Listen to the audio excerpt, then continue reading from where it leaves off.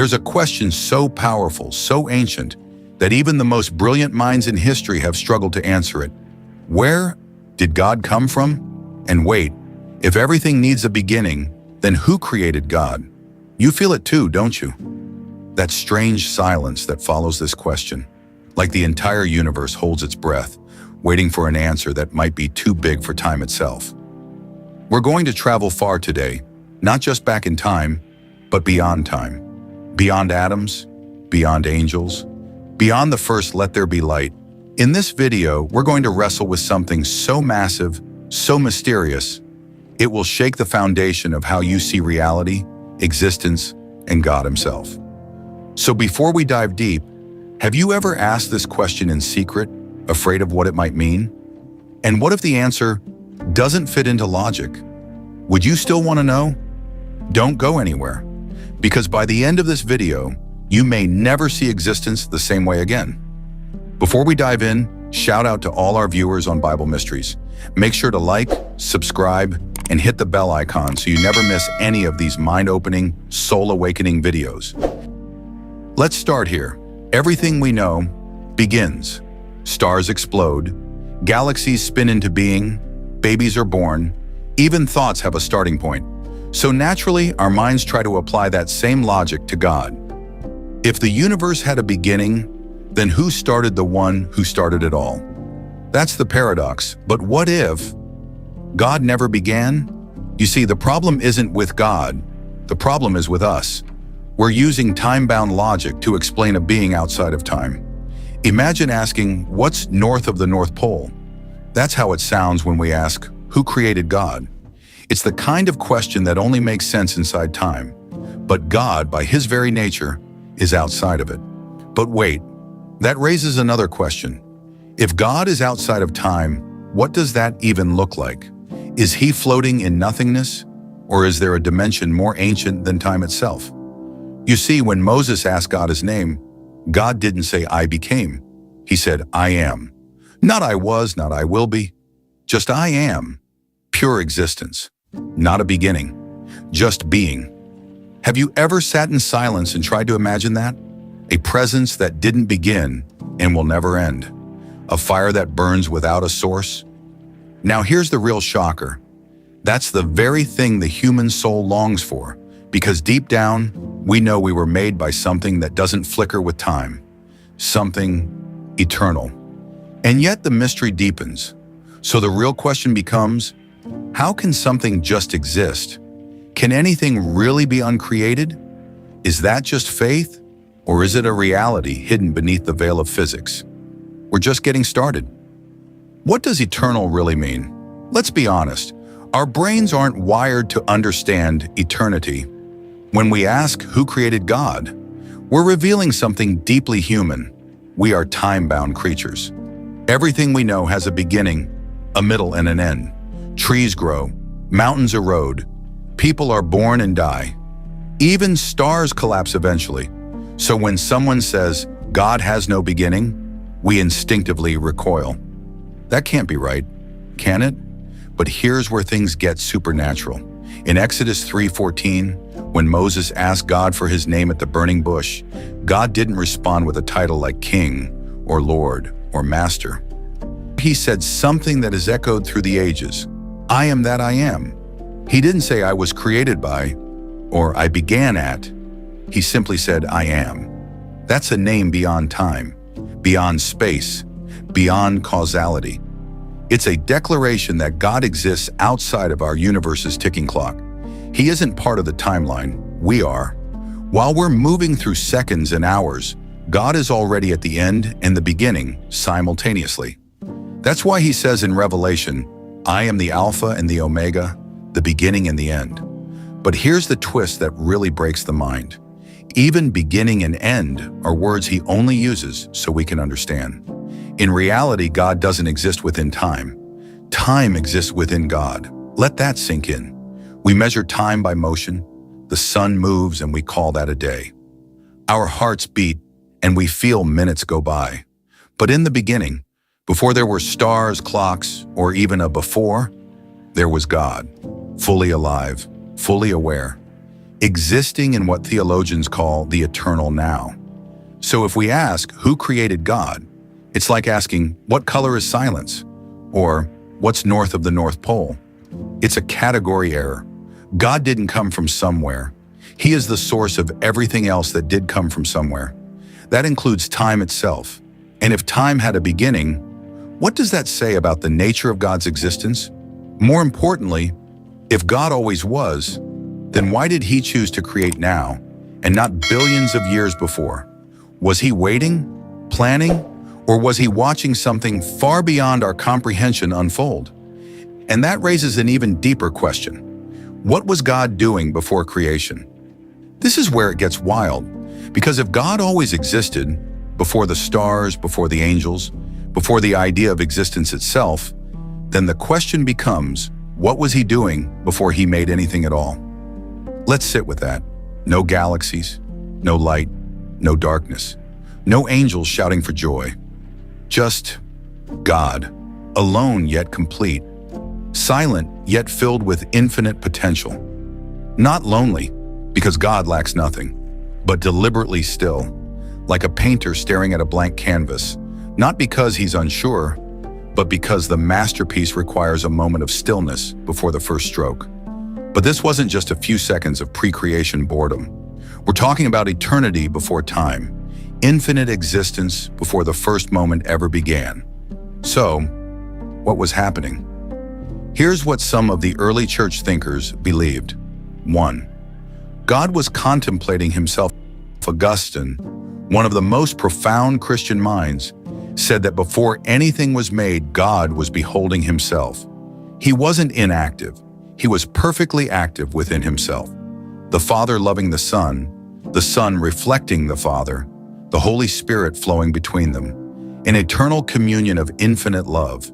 No need for creation, yet out of love, he chose it. This is crucial. God didn't create the universe because he was bored or incomplete. He created because love creates, and love desires something to pour into. So in that pre-creation eternity, God was already experiencing fullness, joy, and movement, not with stars and atoms, but within himself. 2. God was conceiving the story. Some early Jewish mystics believed that before creation, God was dreaming the universe into being, not with fantasy, but with holy intention. He saw the entire scope of history in an instant. From the fall of man to the final redemption, he saw Adam, he saw Eve, he saw Abraham, Moses, Mary, and even you. Yes, you were part of the pre-creation vision.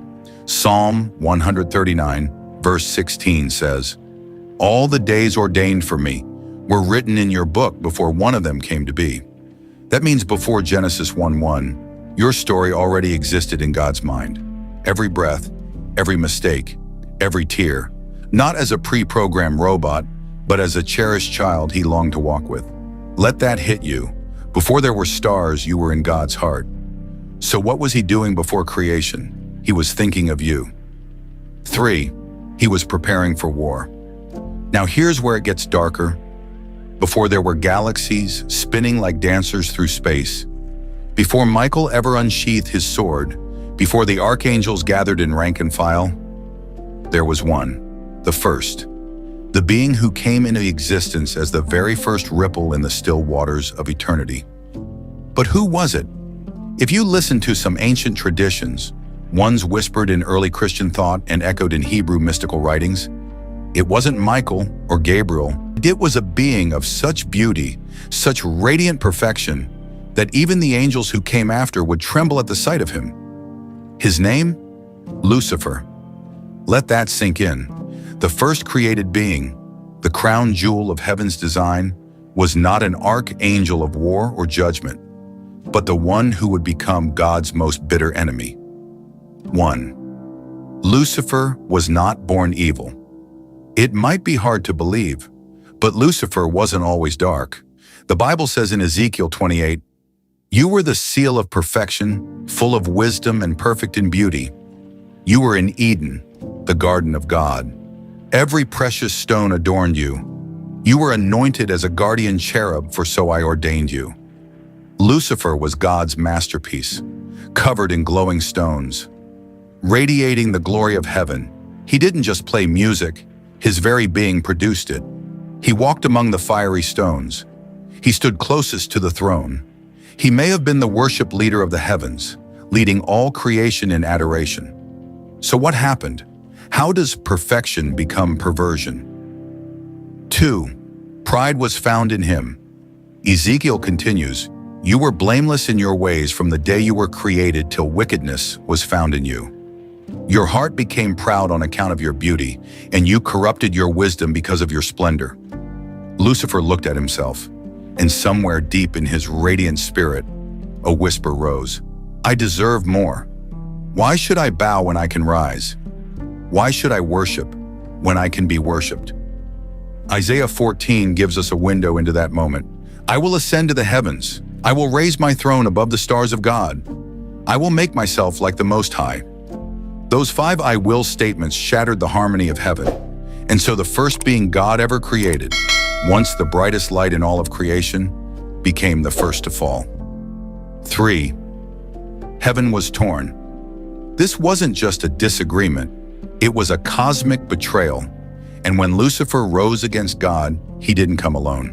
Revelation 12 says, "His tail swept a third of the stars out of the sky and flung them to the earth. A third of heaven's angels followed him." Can you imagine the heartbreak? The very first of God's creations, perfect in beauty and wisdom, turned on him.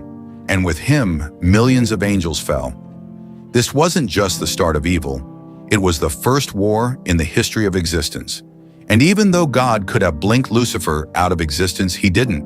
Why? Because every move was part of a deeper, eternal plan, one where light and darkness would dance through history, where mankind would become the battlefield, and where God would one day step into flesh to win it all back. So here's the question I want you to wrestle with. If the very first being God ever created could fall so hard, if someone so close to the throne could be consumed by pride, then what does that say about the power of free will? And if God knew Lucifer would betray him, why did he still make him? Let's bring it all together now. From the eternal silence before time began, to the rebellion in heaven, to the creation of humanity and the gift of free will. We've been tracing the most ancient mystery of all. Where did God really come from, and who created him? But here's the truth that ties everything together. 1. God is not from anywhere. He is God, never became anything. He never started. He never evolved. He simply is.